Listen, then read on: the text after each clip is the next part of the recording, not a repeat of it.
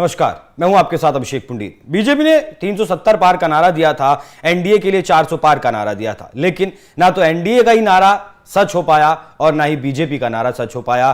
272 के आंकड़े तक पहुंचने में बीजेपी के पसीने छूट गए और 241 तक वो रेंग रेंग कर पहुंची और 241 पर जाकर उसकी सांस टूट गई, सांस फूल गई। उसके बाद अब उसे 272 तक पहुंचने के लिए अपने साथियों, जो एनडीए के साथी दल हैं, वो आरएलडी हो, वो नीतीश कुमार हो, चंद्रबाबू नायडू हो, अपना दल हो, या फिर और जितने भी 38 दलों का ये एनडीए गठबंधन है और जितने भी दल हैं वो दल हों, लेकिन 400 पार से आखिरकार 241 पर नरेंद्र मोदी आ कैसे पहुंचे? उसके लिए याद करिएगा पुरुषोत्तम रुपाला का वो बयान, जिसमें उन्होंने कहा था कि राजपूत समाज ने अपने लिए मुगलों से अपना रोटी और बेटी का साथ रखा है। मतलब सत्ता के लिए कह लें, सत्ता के लालच के लिए कह लें, या फिर अपनी जान बचाने के लिए राजपूतों ने, ठाकुर समाज ने, क्षत्रिय समाज ने अपनी रोटी बेटी का साथ जो है मुगलों के साथ रखा।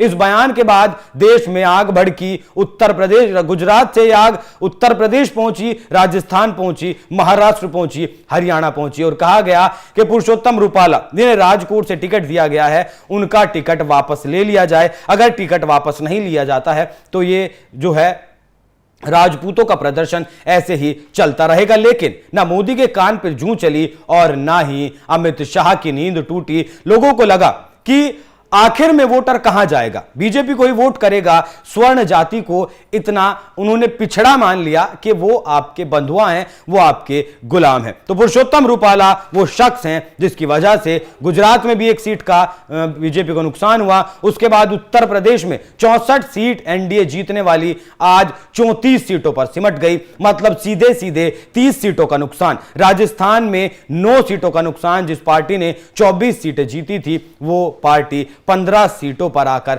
सिमट गई। राजस्थान में भी जिस पार्टी ने क्लीन स्वीप किया था, 10 सीटें जीती थी, वहां भी पार्टी 5 सीटों पर सिमट कर रह गई।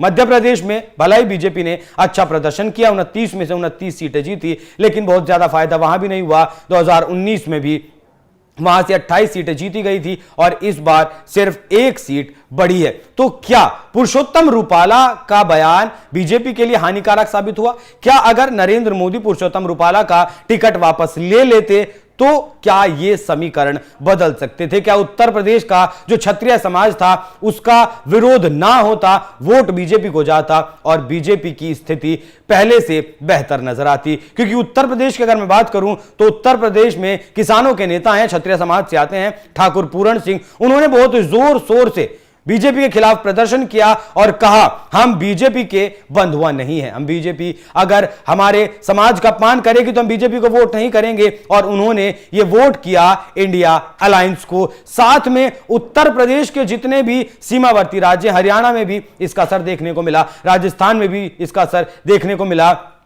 और गुजरात में राजपूतों की जो राज शेखावत हैं, अध्यक्ष हैं करनी सेना के, उनकी पगड़ी तक उछाली गई, उन्हें नजरबंद कर लिया गया, उन्हें प्रदर्शन नहीं करने दिया गया, परिवारों से वहां मिलने नहीं दिया गया, गुजरात जाने नहीं दिया गया।